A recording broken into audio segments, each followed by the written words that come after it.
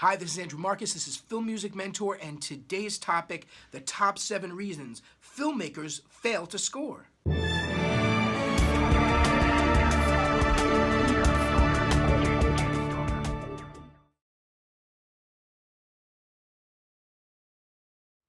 Not knowing what you want in terms of music. This is very difficult. Now, if a director or producer doesn't know what they want from the film score, that's okay. That's the conversation you have. The composer can guide you through it. Hey, I'm thinking about this. Hey, I'm thinking about that. Not knowing what you want is okay.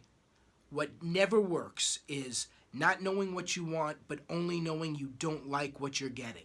Also, the Film Music Mentor website has a downloadable music survey. It's a list of questions that you can ask yourself and write down so that you have a better idea of how to find the music that you need that's going to suit your film, and how to have a conversation with your music team, your editing team, or anyone involved with music decision making. Communication is so important in every aspect of filmmaking and life in general. Music is very intuitive, but we don't always know how to talk about it. So it's very important for us to slow down and try to organize our ideas so other people can understand them. And we don't need to speak in musical terms. We can speak in feelings and in descriptive words, adjectives, whatever it is that works for any given situation. One reason filmmakers tend to use the same composers over and over again is they develop a shorthand and they know how to communicate. It's so important that you're able to tell a composer, I don't like what you did here for a particular reason. I don't like that drum. I don't like that rhythm. The music's too fast. The music's too loud. That sound way up top, it's getting in the way of the dialogue. Whatever it is that you don't like, carefully think about it and explain it to the composer, because all they want to do is fix it for you. Don't run from the composer. If they give you something that you don't like, tell them, again, as specifically as you can what it is that you don't like.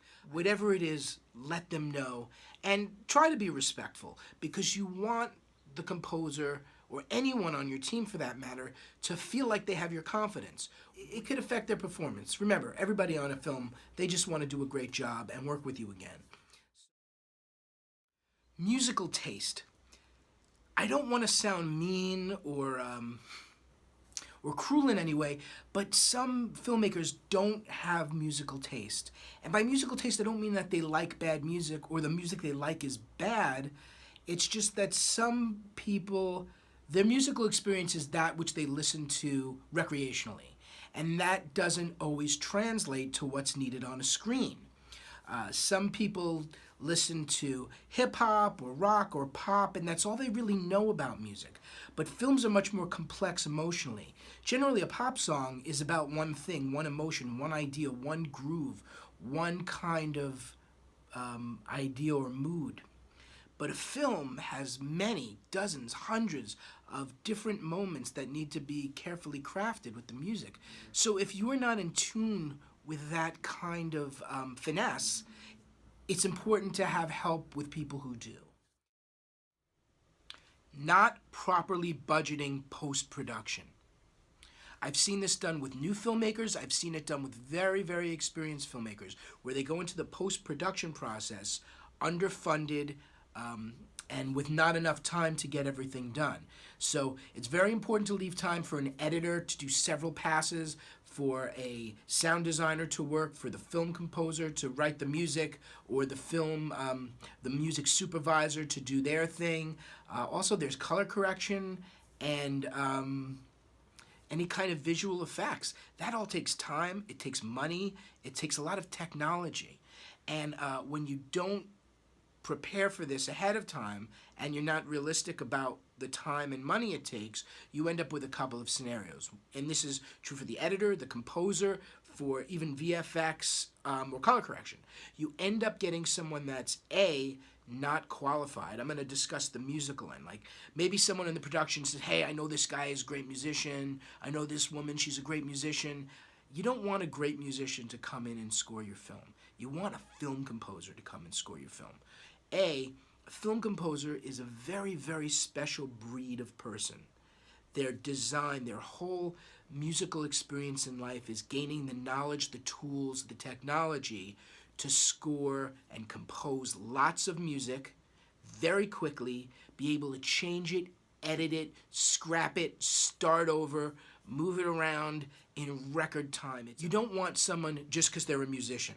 This is important, especially when there's a pressure cooker, a time-sensitive deadline. You want someone who knows what they're doing, okay? So that's one thing. The second problem is when you get into this time financial thing, you can get someone who might do it, but it may be in between projects. They might say, hey, I'll do it for you, but I've got to finish this TV show, I've got to finish this pilot, I've got to finish this short film, and I've got this proof of concept I'm doing for these other folks. I'll try to fit it in. And your film score or your edit or your color correction or whatever it is, it just gets put off forever.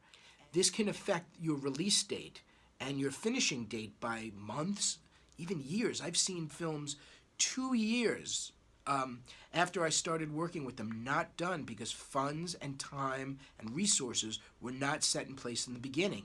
And it's frustrating, not just for me, for everyone. And what it does is it sucks the life and the enthusiasm out of the project. And what you really want more than anything in your film is the enthusiasm and the love and commitment of everyone involved, whether it's a big blockbuster feature or the tiniest little short. You want everyone's love and passion involved, and not being prepared is a passion killer. Things being stretched out too far, passion killer. So we want to maintain the passion. Make sure that you are prepared financially and time-wise for your post-production. This is Film Music Mentor, and I'm Andrew Markus. Thanks for joining me.